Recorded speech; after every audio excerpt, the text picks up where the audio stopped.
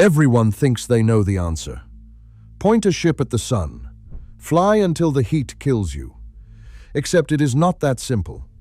It is one of the most misunderstood problems in spaceflight.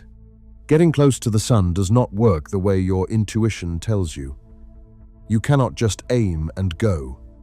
Orbital mechanics will not allow it. And even if you solve that problem, the environment near our star is not just hot. It is an overlapping catastrophe of radiation, charged particles, thermal load, and shielding failure that collapses every system a human body depends on. What you are about to hear will change the way you see the star above your head. If this kind of science matters to you, like and subscribe. We begin now. Start with the picture most people carry in their heads. A spacecraft leaves Earth, turns toward the sun, fires its engines, and accelerates inward. The sun grows larger. The temperature climbs. At some point, the heat becomes unbearable. The ship melts, and that is the limit. Clean, dramatic, easy to imagine. Nearly every part of that picture is wrong. The first mistake is the most counterintuitive fact in orbital mechanics. You cannot reach the sun by speeding up. Earth orbits our star at roughly 30 kilometers per second. That velocity is not taking you toward the sun. It is keeping you away from it. To fall inward, you have to cancel that speed. You have to slow down. And slowing down from 30 kilometers per second requires an enormous amount of energy, far more than most people realize. Here is how extreme it is.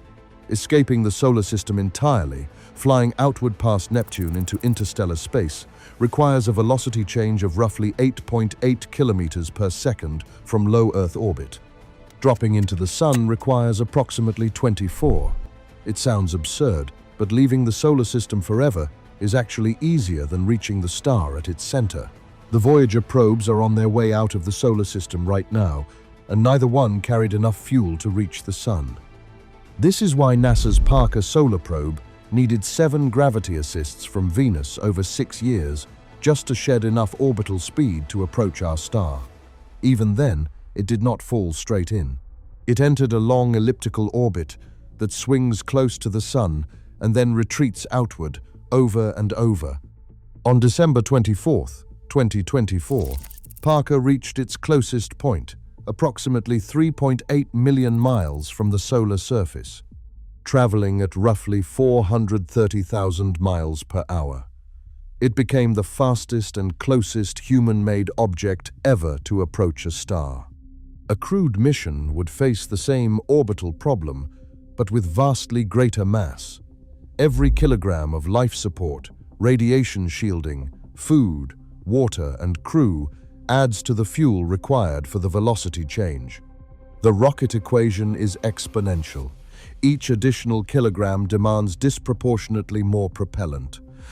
Sending a robotic probe weighing 635 kilograms to within 4 million miles of the sun required one of the most powerful rockets ever built, combined with years of planetary gravity assists. Scaling that to a spacecraft large enough to keep human beings alive would be an engineering challenge without precedent. But suppose you solve the propulsion problem. Suppose some future technology delivers a crewed spacecraft into a close solar orbit. Now the real nightmare begins, because heat is only one layer of a much deeper crisis. The sun's visible surface burns at roughly 5,500 degrees Celsius. The corona, the sun's outer atmosphere, reaches temperatures of 1 to 2 million degrees. That sounds unsurvivable. Yet here is the paradox that Parker's solar probe exploits. Temperature and heat are not the same thing.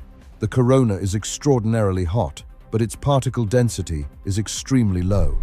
Think of a spark from a campfire landing on your skin. It arrives at several hundred degrees but carries almost no thermal energy, so it does not burn you.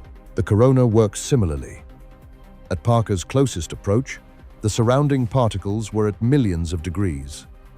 But because the corona is millions of times less dense than Earth's atmosphere, the actual thermal energy transferred to the spacecraft remained manageable. What does transfer enormous energy is direct solar radiation. At Parker's perihelion, Incident radiation reaches approximately 650 kilowatts per square meter, roughly 475 times the intensity at Earth's orbit. The spacecraft survives this onslaught because of a carbon composite heat shield, just 11 centimeters thick, coated in reflective white alumina ceramic. Behind that shield, instruments sit at 29 degrees Celsius, while the shield face endures temperatures approaching 1,000 degrees. For a robotic probe, this arrangement works beautifully. The spacecraft is small, carries no atmosphere, generates no metabolic heat, and needs no water or breathable air. A human spacecraft would be a fundamentally different proposition. Crew modules need volume, pressure, airlocks, radiators to dump waste heat, and cooling systems that circulate fluid throughout the habitat.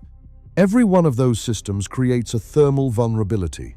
A crack in a coolant line, a misalignment of the shield by a fraction of a degree. A single failed pump would expose the habitat to radiation intensities that could raise interior temperatures past survivability within minutes.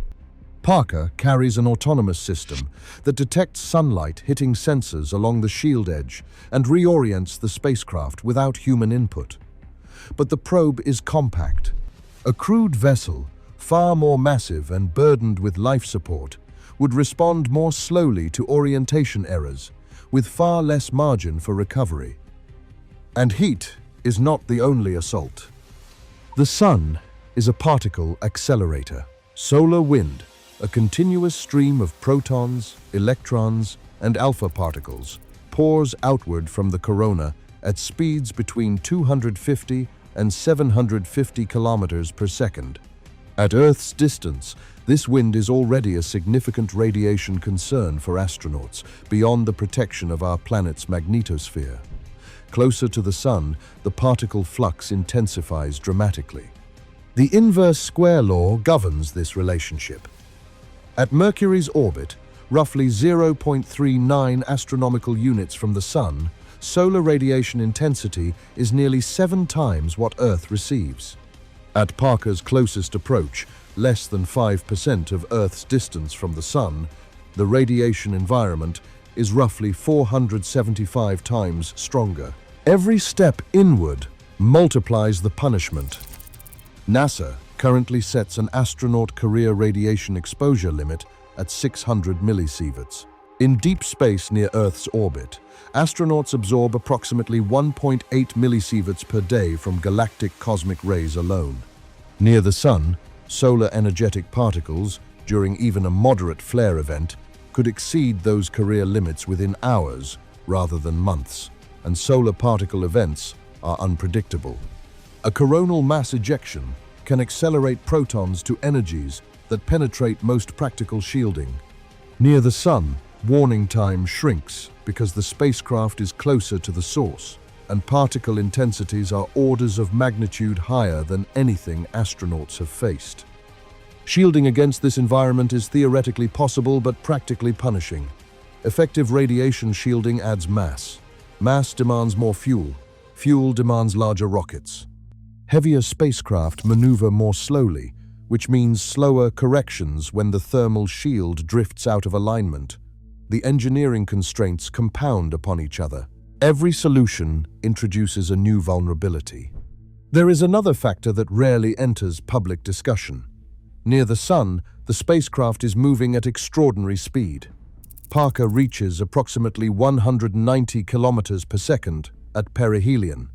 At those velocities, even microscopic dust particles carry devastating kinetic energy. The inner solar system is not empty. Dust from comet trails and asteroid collisions drifts through the region near the sun, and impacts at those speeds can pit thermal surfaces, erode coatings, and compromise shielding integrity over time. A crewed vessel would need to survive, not a brief flyby, but a sustained approach, and the dust environment would steadily degrade its protection throughout the encounter. So where does the realistic human limit actually lie? No space agency has published a formal study defining the closest safe crewed approach to the sun, because no such mission is remotely on any engineering horizon. But the physics allows us to sketch the boundary. Mercury orbits between roughly 46 and 70 million kilometers from the Sun. At Mercury's distance, solar intensity reaches approximately 9,000 watts per square meter, about 7 times what arrives at Earth. The radiation environment there is harsh, but potentially manageable, with heavy shielding and short mission durations. Inside Mercury's orbit, conditions deteriorate rapidly. At half of Mercury's closest approach distance, roughly 23 million kilometers from the Sun, solar intensity has quadrupled again. Thermal management becomes a dominant engineering constraint. Radiation shielding requirements turn severe. Cooling systems must reject waste heat into an environment where the Sun's own thermal output makes radiators progressively less effective. Every system works harder, with narrower margins, against an environment that punishes every imperfection. At Parker's distance of 6 million kilometers, conditions are roughly 475 times Earth's intensity. No crude spacecraft architecture that exists or has been seriously proposed could maintain a habitable interior at that proximity. Thermal load, radiation flux, orbital velocity, dust, and shielding demands all converge into a boundary that current and foreseeable engineering simply cannot cross with humans aboard. The honest answer, given present and near-future technology, is that the closest a human could plausibly get to the Sun would likely be somewhere near Mercury's orbit, between 40 and 50 million kilometers from the surface. Even that would demand a spacecraft entirely unlike anything ever built, with mission durations measured in weeks rather than months.